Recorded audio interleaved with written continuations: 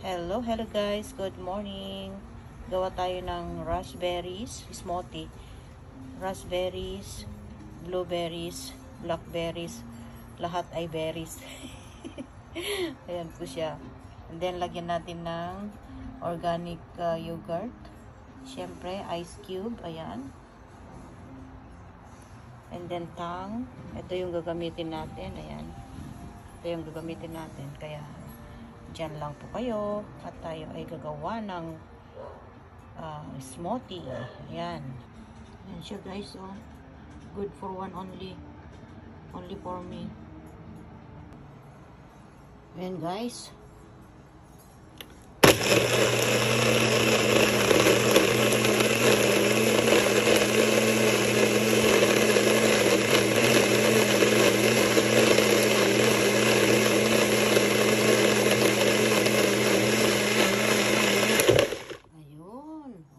Ang dali. Ayan. Okay. Ayan na siya guys. Ayan. Itra-transfer na natin sa cup. Kasi good for one only. Only me. Ayan.